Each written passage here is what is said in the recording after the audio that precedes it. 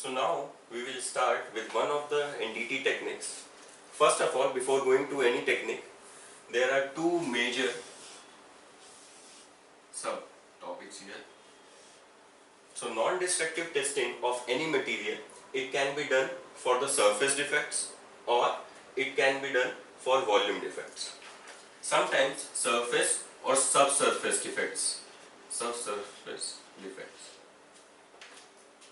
can also be done from here. So we will start with one of the surface testing here, surface NDT technique, which is nothing but dye penetrant technique. So this is dye penetrant technique.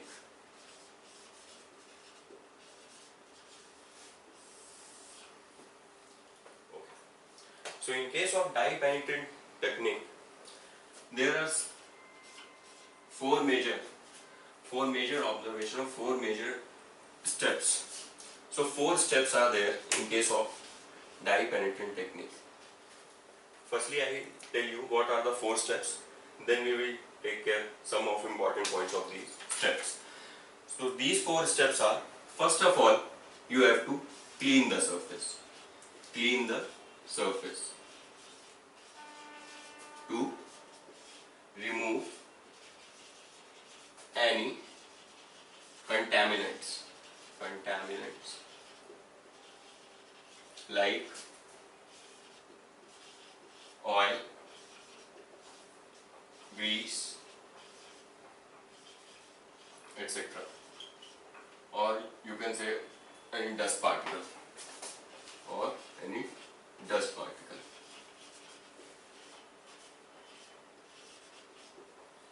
Okay, so this would be the first step, to clean the surface to remove any contaminants like oil, grease and dust particle, etc. After that, what you will do, you will apply the dye.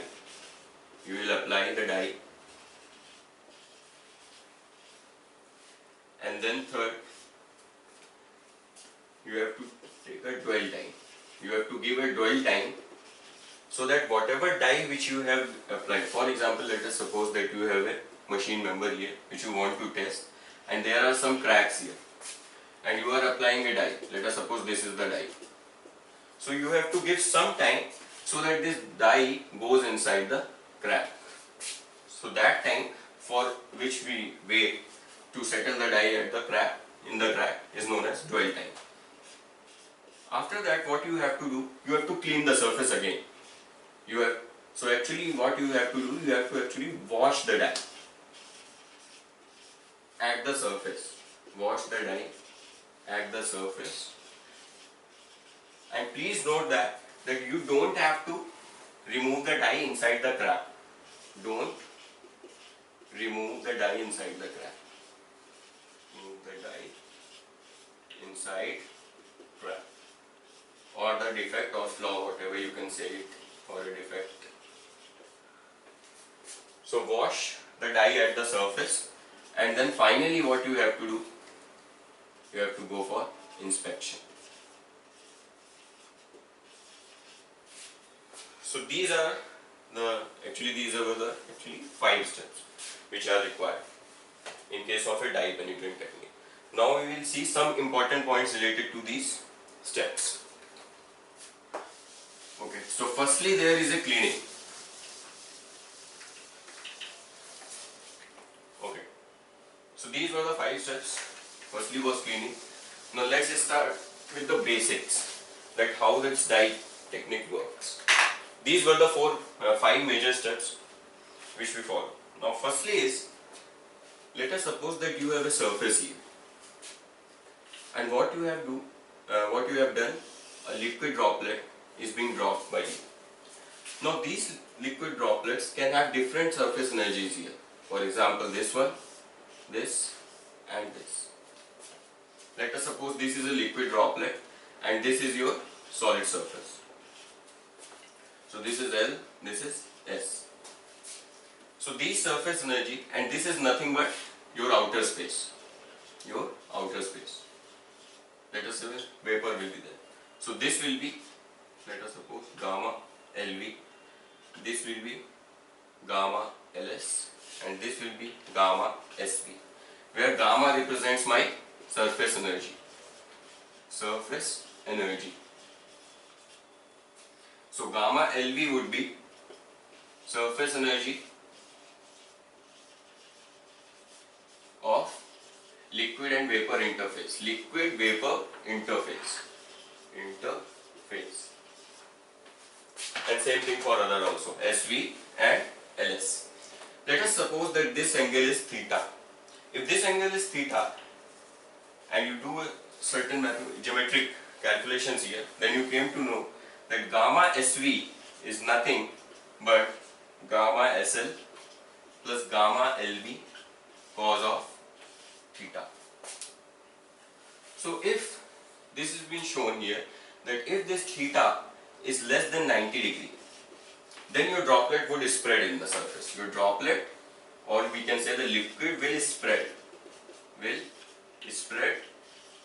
on the surface,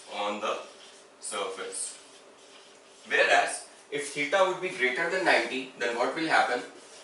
That liquid will not spread, but liquid will repel the surface.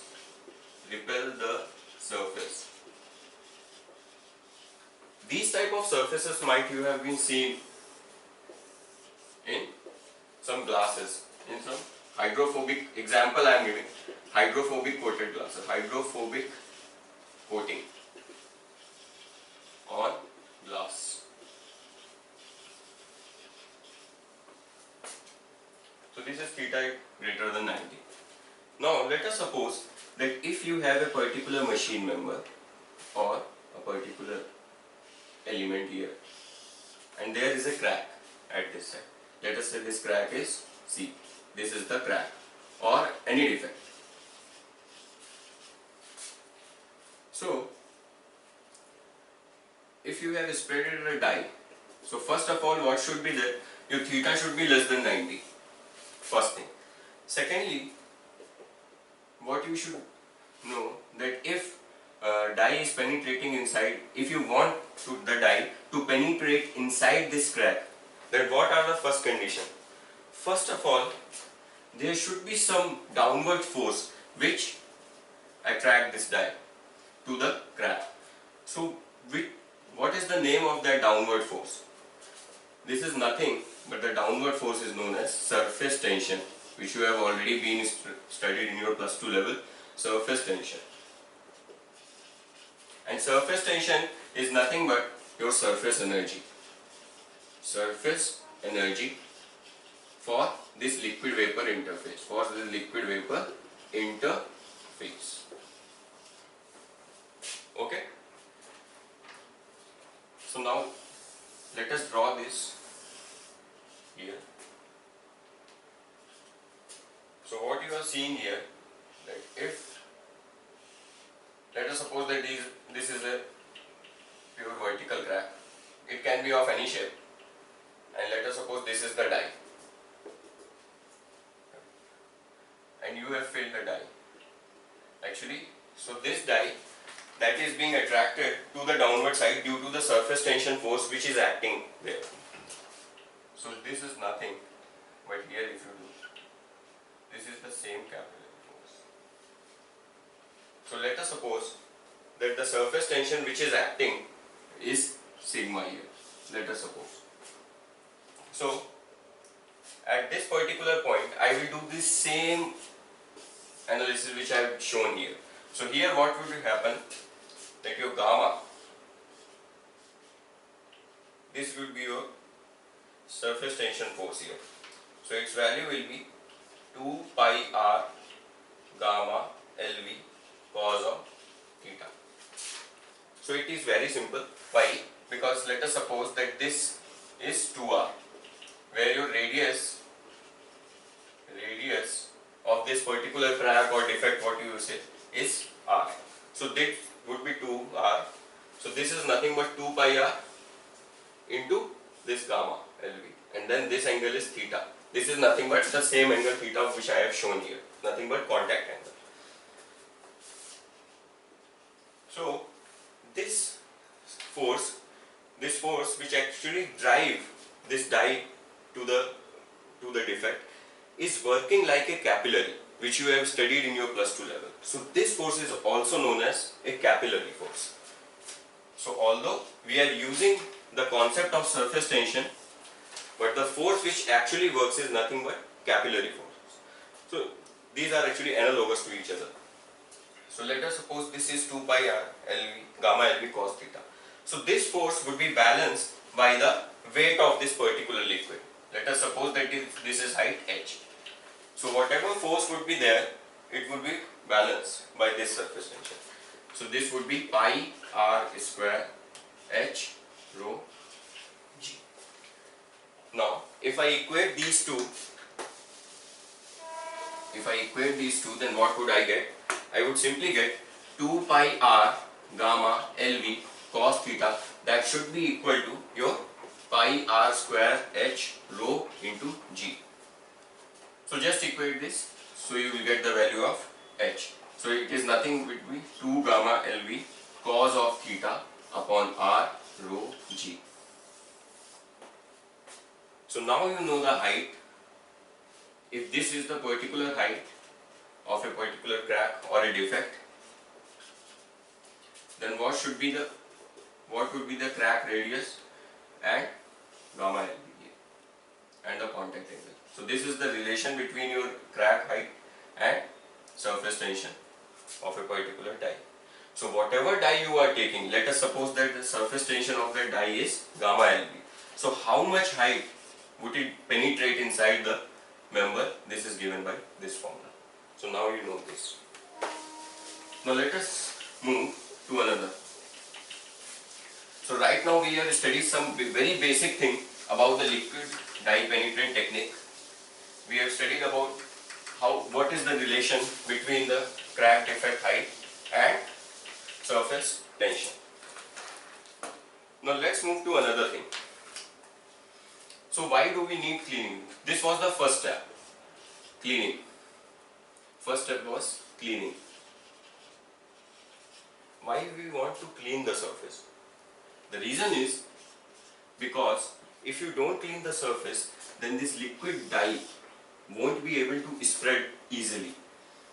If you won't do cleaning, then this liquid dye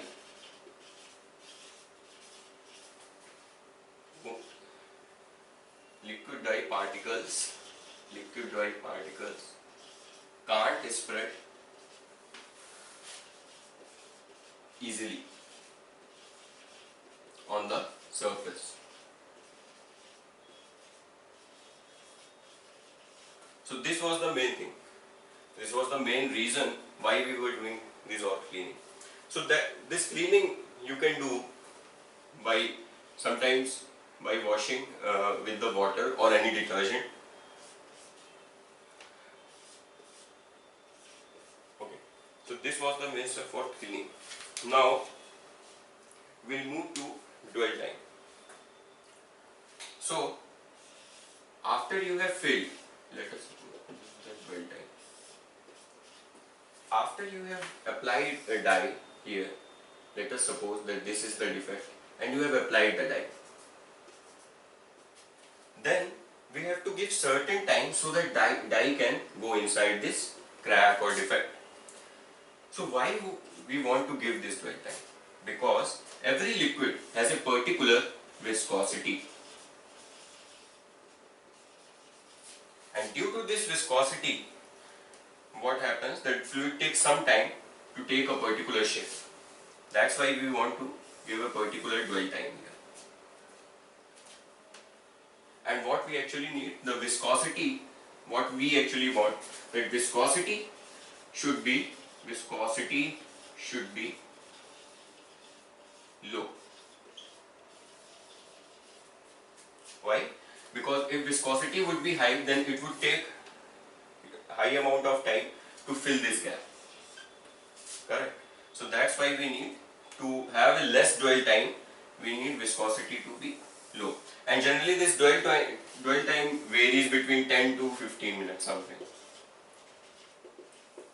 And for small samples it can be around 5 minutes only. For small samples. Small samples. But generally this is the dwell time.